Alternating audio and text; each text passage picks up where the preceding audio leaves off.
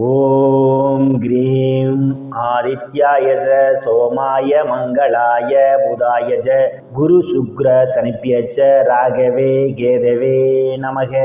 உலகை கட்டி காக்கும் பரமேஸ்வரன் பார்வதியின் திருவருளால் அனைவரும் நலமுடன் வாழ இந்த எல்லாம் வல்ல இறைவனை வணங்கி நேயர்கள் அனைவருக்கும் எனது அன்பான வணக்கங்களை தெரிவித்துக் கொள்கின்றேன். இன்றைய பதிவிலே நாம் பார்க்க இருப்பது நவம்பர் மாதத்திற்கான ராசி பலன்கள். முதலில் கிரகங்களின் நிலைகளை பற்றி பார்க்கலாம்.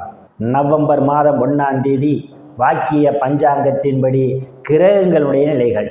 கடக ராசியிலே குரு பகவான் பயணம் செய்து கொண்டிருக்கிறார். சிம்ம ராசியிலே கேது பகவான் பயணம் செய்து கொண்டிருக்கிறார். கன்னி ராசியிலே சுக்கிர பகவான் பயணம் செய்து கொண்டிருக்கிறார். துலாம் ராசியிலே சூரிய பகவானும் புதன் பகவானும் பயணம் செய்து கொண்டிருக்கிறார்கள். கும்ப ராசியிலே சனி பகவானும் ராகு பகவானும் பயணம் செய்து கொண்டிருக்கிறார்கள்.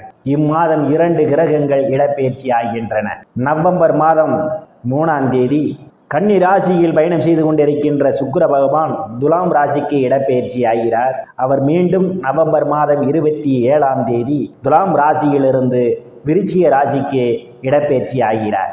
துலாம் ராசியிலே பயணம் செய்து கொண்டிருக்கின்ற சூரிய பகவான் நவம்பர் மாதம் 17ஆம் தேதி துலாம் ராசியிலிருந்து விருச்சிக ராசிக்கு இடப்பெயர்ச்சி ஆகிறார். நான் கூறக்கூடிய பலன்கள் அனைத்தும் வாக்கிய பஞ்சாங்கத்தின்படி கோச்சார ரீதியான உலக மக்கள் அனைவருக்குமான பொது பலன்கள். உங்களுடைய சுய சாதகத்தில் கிரகங்கள் இருந்த நிலைமையும் தற்போது நடக்கக்கூடிய தசாபுத்தியும் கணக்கில் எடுத்துக்கொண்டு பலன்கள் எடுக்கும்போதுதான் துல்லியமான பலன்களை எடுக்க முடியும். உங்களுக்கு துல்லியமான பலன்கள் நீங்கள் தெரிந்து கொள்ள விரும்பினால் உங்களுடைய பெயர், பிறந்த தேதி, பிறந்த நேரம், பிறந்த ஊர் ஆகியவற்றை எனது வாட்ஸ்அப் எண்ணிற்கு அனுப்பி வைத்து பலன்களை தெரிந்து கொள்ளலாம். உரிய கட்டணம் செலுத்தி வாருங்கள் ராசிக்குள் போகலாம். ரிஷப ராசி.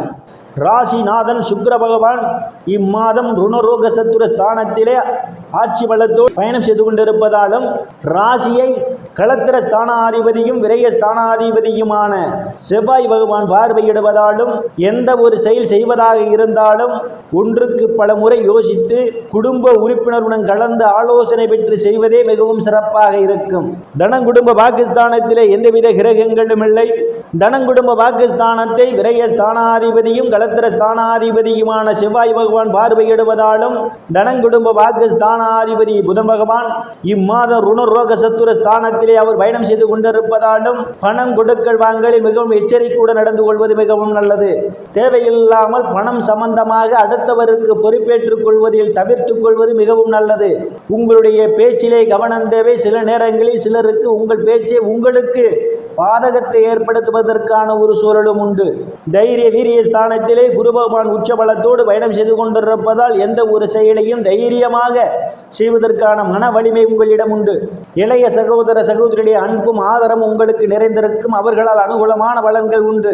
சிலருக்கு சிறு குறு பயணங்களால் ஆதாயம் உண்டு. சிலருக்கு கடித போக்குவரத்தால் நல்ல செய்திகள் எல்லாம் வந்து கிடைப்பதற்கான வாய்ப்புகளும் உண்டு. நீண்ட நாட்களாக வீடு மாறுவதற்காக திட்டம் போட்டுக் கொண்டிருப்பவர்களுக்கு வீடு மாறுவதற்கான ஒரு சூழலும் அமையும். சுகஸ்தானத்திலே கேது பகவான் பயணம் செய்து கொண்டிருப்பதும் சுகஸ்தானத்தை சனி பகவானும் ராகு பகவானும் பார்வையிடுவதாலும் தாயாருடன் அனுசரித்து போவது நல்லது. இல்லையேல் தாய்க்கும் உங்களுக்கும் இடையே கருத்து முதல் ஏற்படுவதற்கான ஒரு சூழல் உண்டு.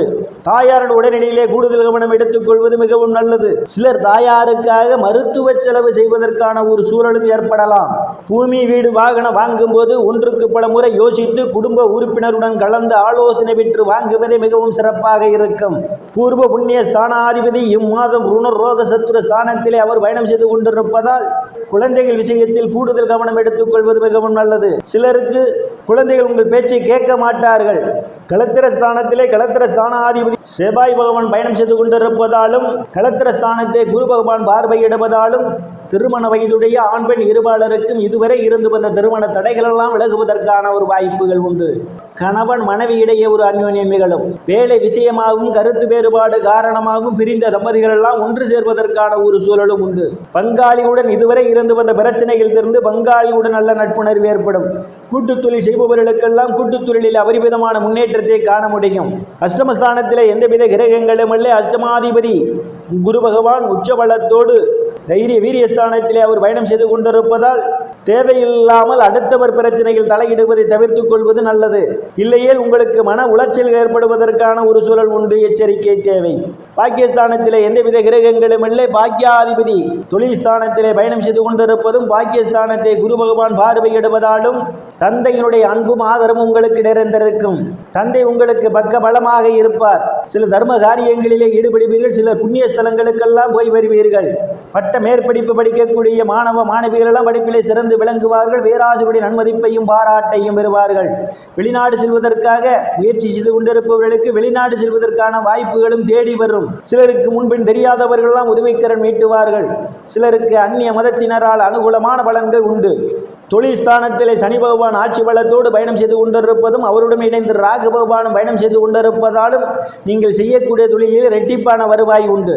தொழில் செய்து கொண்டிருப்பவர்களுக்கெல்லாம் கூடுதலான வாடிக்கையாளர்களை அறிமுகமாவதற்கான ஒரு சூழலும் உண்டு. அரசியல்வாதிகளுக்கு அரசியலில் நல்ல முன்னேற்றமும் உயர் பொறுப்புகளும் சிலருக்கு தேடி வரும்.